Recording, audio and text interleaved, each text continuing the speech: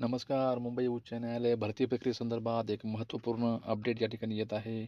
ज्या उमेदवारांनी क्लर्क या पदाकरता अर्ज केला असेल, त्यांच्यासाठी हा व्हिडिओ अत्यंत महत्त्वाचा असणार आहे.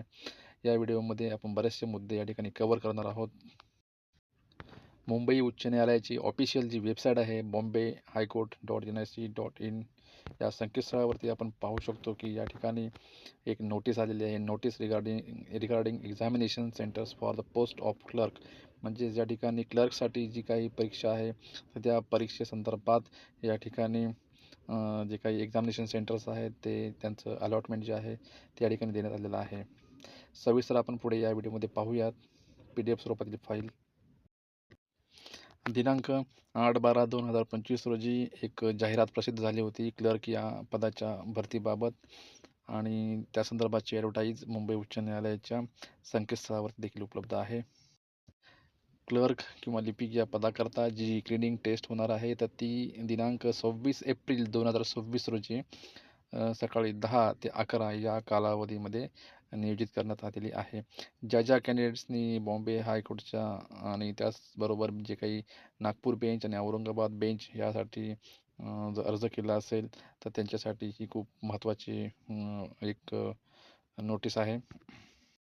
यामध्ये जे एक्झामिनेशन सेंटर्स देण्यात आलेले आहेत, ते कॅन्डिडेट्सच्या पोस्टल ॲड्रेसनुसार जे त्यांनी ॲप्लिकेशन फॉर्मवरती नमूद केलं असेल पोस्टल ॲड्रेस, तर त्याच्या ह्याच्यानुसार त्यांना जे एक्झामिनेशन सेंटर्स आहेत, ते अलॉट या ठिकाणी करण्यात आलेले आहेत.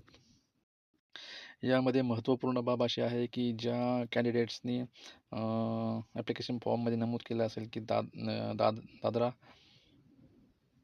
नगर हवेली, सिल्वासा, दीव, दमण आणि इतर राज्यांमधून तसेच साऊथ गोवा, तर यांचं जे काही एक्झामिनेशन सेंटर आहे ते मुंबई डिस्ट्रिक्टमध्ये त्यांना देण्यात आलेलं आहे.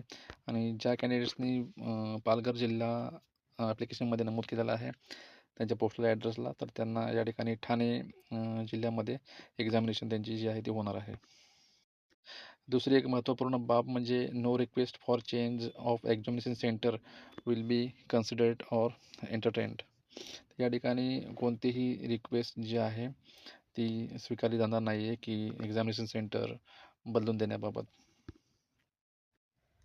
परीक्षेचं एक्झामिनेशनचं जे रिपोर्टिंग टाईम आहे ते एक्झॅक्ट सकाळी 9 AM आहे शार्प. या वेळेमध्ये आपल्याला त्या ठिकाणी परीक्षा केंद्रावरती जे आहे ते आपलं उपस्थित राहायचं आहे.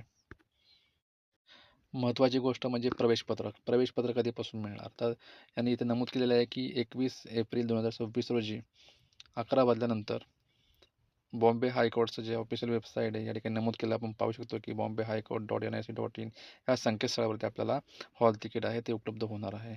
21 एप्रिल 2026 नंतर सकाळी 11 वाजल्यानंतर. उमेदवाराने परीक्षा केंद्रावरती ज्या वेळेला आपण उपस्थित राहणार आहोत, तर त्यावेळेला आपलं ओळखपत्र जे म्हणून Aadhaar card, election card, PAN PAN card किंवा ड्रायव्हिंग लायसन्स किंवा पासपोर्ट इत्यादी जे आपले ओळखपत्र पुरावे आहेत, तर त्यापैकी एक आपल्याजवळ असणं आवश्यक आहे. जर आपल्या नावामध्ये बदल झाला असेल, तर महत्त्वपूर्ण बाब म्हणजे गॅझेट किंवा मॅरेज सर्टिफिकेट, म्हणजे जे विवाहित कॅन्डिडेट उमेदवार महिला असतील ज्यांचं लग्न झालं असेल, तर यांच्यासाठी मॅरेज सर्टिफिकेट लागणार आहे किंवा ज्यांच्या नावामध्ये बदल आहे तर त्यांच्यासाठी गॅझेट असणं आवश्यक आहे. प्रवेशपत्र उपलब्ध झाल्यानंतर आपल्या हॉल तिकीटमध्ये किंवा ॲडमिट कार्डमध्ये काही चूक असेल, तर त्या संदर्भात आपण रिपोर्ट करू शकता. तर कुठे?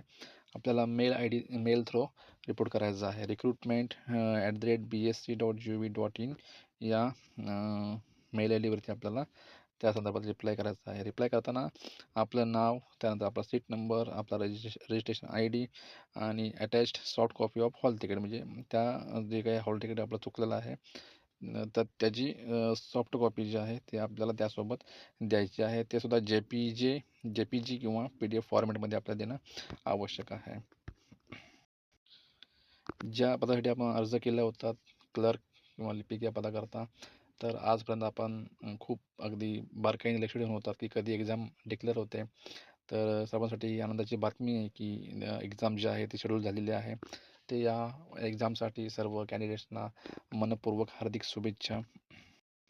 व्हिडिओच्या माध्यमातून ही माहिती आपल्यापर्यंत पोहोचवण्याचा प्रयत्न होता. जर यात काय राहिलं असेल तर आपण नक्कीच बॉम्बे हायकोर्टच्या संकेतस्थळावरती जाऊन पूर्ण जे काही इंस्ट्रक्शन्स आहेत त्या जे हवे ते प्रिंट मारा, त्याचं परिपूर्णपणे वाचन करा.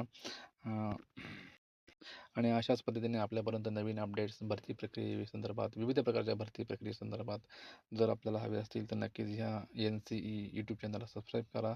आपल्यापर्यंत नवीन अपडेट्स नक्कीच पोहोचतील. धन्यवाद.